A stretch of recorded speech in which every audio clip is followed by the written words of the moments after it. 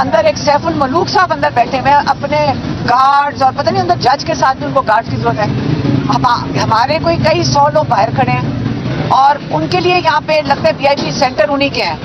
یہ پورا نظام ردی کی ٹوکری میں پھینک دینا چاہیے جس قسم کا نظام انصاف دیا جا رہا ہے. جو دینے والے ہیں ان کو بھی تھوڑی سی شرم آنی چاہیے کہ آپ لوگوں کا تماشا بنا رہے ہیں, نہ آپ ہیئرنگ کرتے ہیں نہ آپ یہ کیس چلاتے ہیں.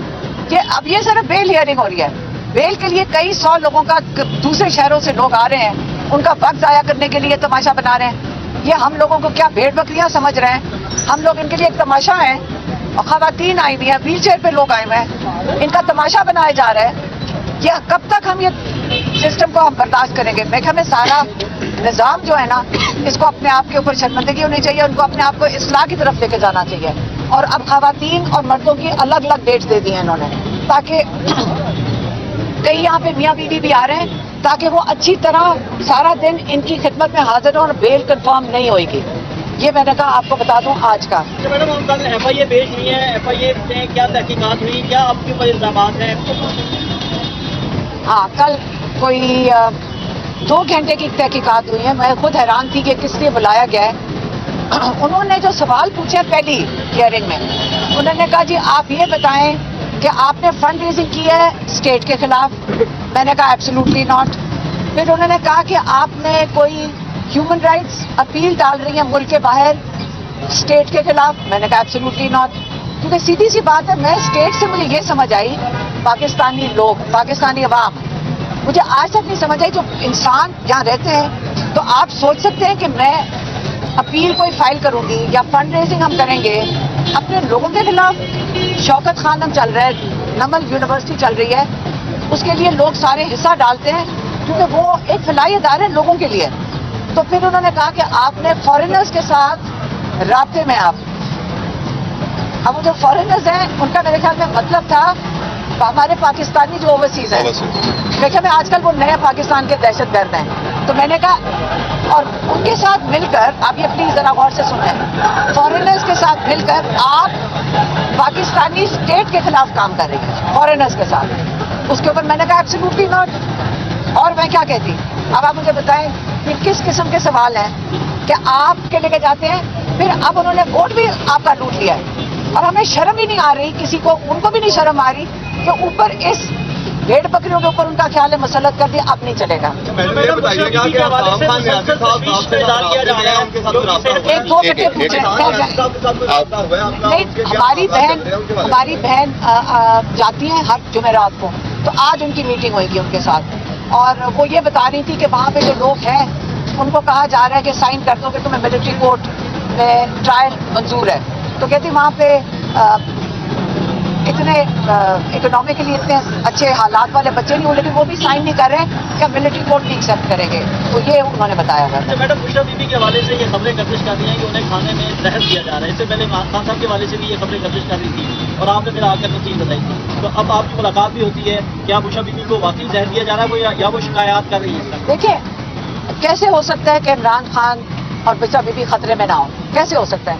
خطرہ تو ہے, اور اسی لیے ہم نے ڈاکٹر عثما میری بہن نے اپیل وہ ڈالی ہے, پٹیشن ڈالی ہے ہائی کورٹ میں کہ ہمارے والد ڈاکٹر عاصم یوسف جو گیسٹرونالوجسٹ ہیں وہ پہلے ان کو چیک کریں. بشرا بی بی کی اگر کمپلین ہے, کہ ہم ان کو 1 ہفتہ پہلے جمعرات کو ملے تھے.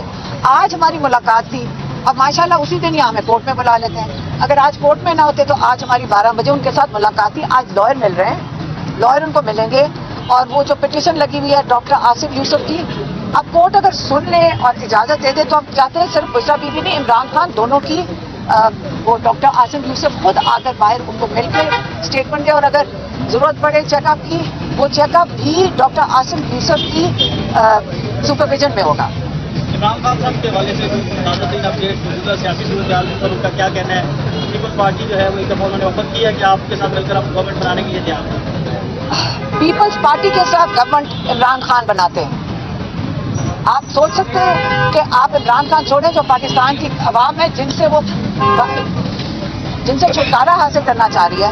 بات ساری یہ ہے کہ جب انہوں نے کہا کہ آپ ملاقات کریں, پیپلز پارٹی نے آفر کی, ہم نے کہا پہلے جو چوری کی ہوئی سیٹیں وہ واپس کر لیں, میں تو ہم نے تو کہا ہے، ہم نے عمران خان نے ہمیں نہیں، ہم نے عمران خان کو کہا ہے، میں نے کہا اگر نون لیگ جو کم سے کم 60 سیٹیں پی ٹی آئی کی لے کر بیٹھی ہوئی ہیں، وہ پیپلز پارٹی نے 10 لی ہوئی ہیں، ایم کیو ایم نے 18 لی ہوئی ہیں.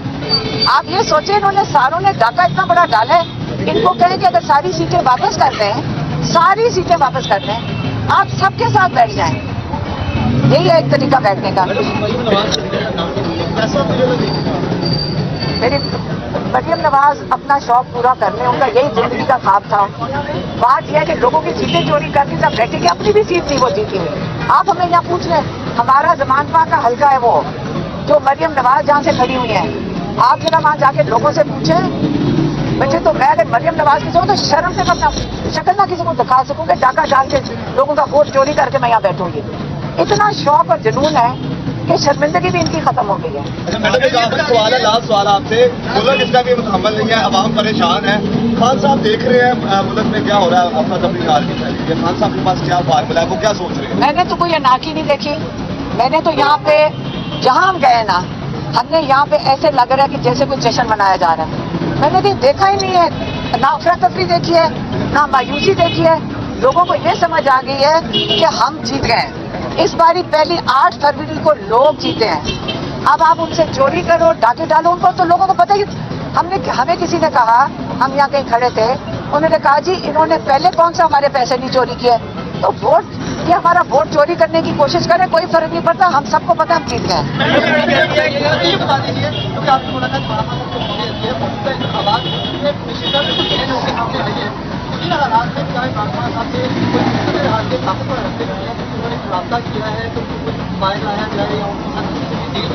ایک میں آپ سے بات کروں، طاقتور حلقہ وہ ہے جس نے ووٹ ڈالا ہے. طاقتور حلقہ، آپ سارے بات کرتے ہیں طاقتور، پہلے اپنا سوچ کو بدلیں. طاقت لوگوں کے پاس جا چکی ہے. طاقت 8 فروری کو لوگوں کو سمجھ آ گئی، طاقت لوگوں کی ہے. ڈیموکریسی کا مطلب ہے طاقت لوگوں کی ہے. اور جو عمران خان سنیں گے وہ اپنے لوگوں کی آواز کو سنیں گے، کیونکہ وہ طاقتور حلقہ ہے. اچھا میڈم، لائن ہے. اور دوسری بات یہ ہے کہ کے پی میں آپ کی حکومت آ رہی ہے، اب سوال کرتے بھی ہنس رہے ہیں، سمجھ آ رہی ہے ہمیں. تو کیا آپ جیسے آپ کے ساتھ سیاسی کام کا نشانہ آپ کو بنایا گیا، کیا آپ کی حکومت اگر آ جاتی تو آپ بھی ایسے ہی ہتھکنڈے استعمال کریں گے؟ دیکھیں میری بات سنیں، اگر ڈاکہ ڈالا ہوا، اگر آپ چوری کرو، پہلے آپ پیسے چوری کرو، آپ لوگوں کا ووٹ چوری کر لو، پھر ڈرنا تو ان کو چاہیے. دیکھیں یاد رکھیں، آپ کو پتہ ہے یہ دہشت کون کرتا ہے؟ جو خوفزدہ ہوتا ہے. دہشت خوفزدہ انسان کرتا ہے. دہشت وہ نہیں کرتا جو جیتا ہوا ہوتا ہے.